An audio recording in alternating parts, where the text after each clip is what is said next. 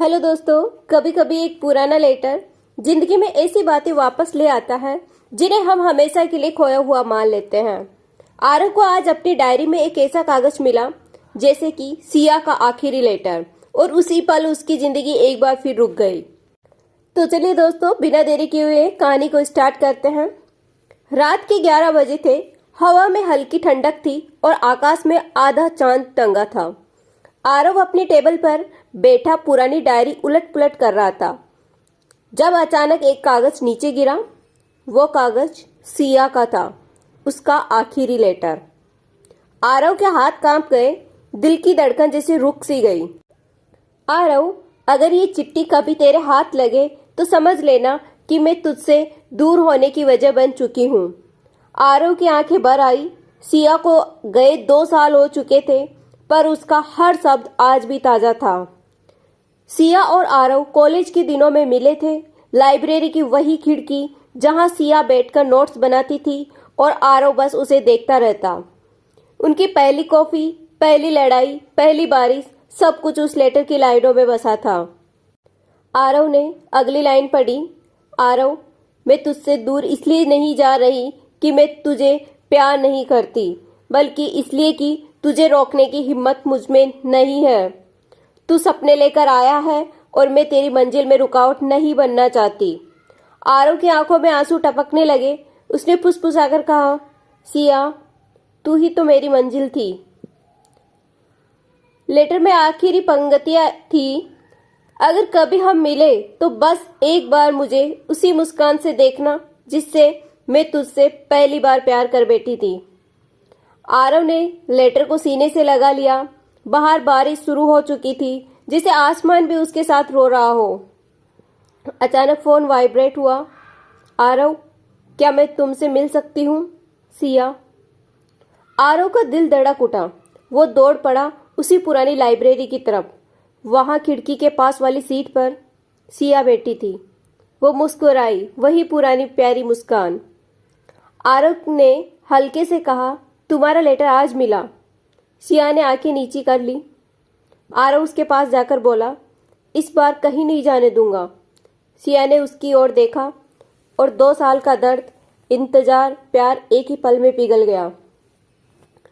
उन्होंने लेटर को वापस डायरी में रखा, एक याद की तरह, पर इस बार अलग होने की नहीं, हमेशा साथ रहने की शुरुआत की तरह। लाइब्रेरी में मिलने के बाद आरव और सिया देर तक बस एक दूसरे को देखते रहे। 2 साल का फासला उस एक पल में खत्म हो गया था, लेकिन कहानी यहाँ खत्म नहीं थी। असल कहानी तो अब शुरू होने वाली थी। सिया ने धीमी आवाज में कहा, आरव, मैं वापस तो आ गई हूँ, पर जिंदगी ने मुझे थोड़ा बदल दिया है। आरव ने उसका हाथ थाम लिया। कितना भी बदल जाओ, मेरे लिए तुम वही हो। सिया मुस्कुरा तो गई, लेकिन उसकी आंखों में कोई गहरा राज छिपा था।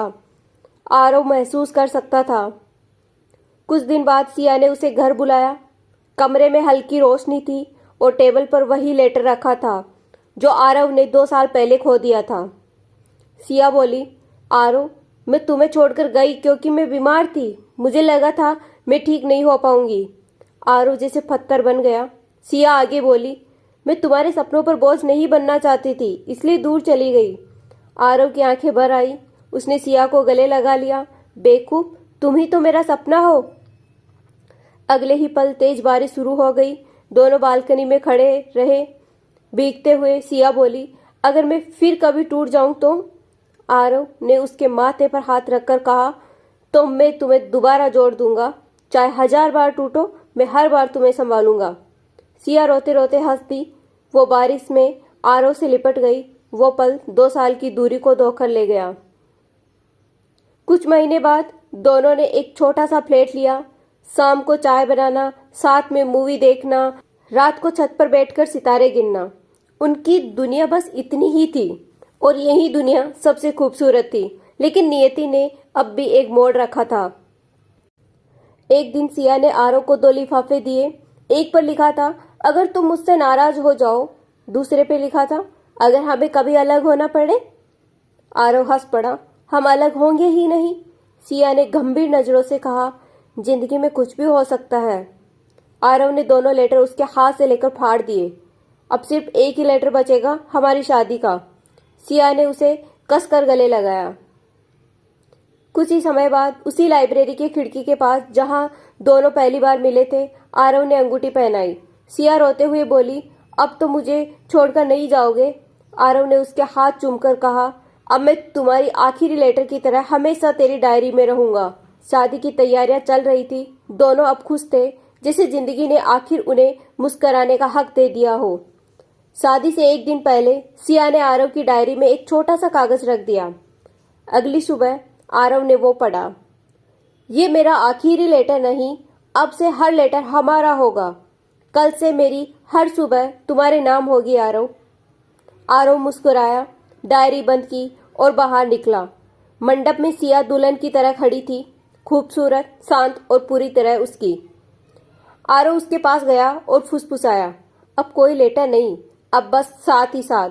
सिया ने हाथ थाम लिया और यही था उनकी अधूरी कहानी का खूबसूरत अंत। उसका आखिरी लेटर अब हमारी पहली जिंदगी बन चुका था। तो दोस्तों, शादी के मंडप में जब आरव ने सिया से कहा, अब कोई लेटर नहीं, अब बस साथ ही साथ, तो दोनों की अधूरी कहानी उसी दिन पूरी हो गई। उसका आखिरी लेटर अब उनकी पहली जिंदगी बन चुका था। तो दोस्तों, ये स्टोरी आपको कैसी लगी? अच्छी लगी हो तो please like, share and subscribe जरूर करिए। Thank you guys.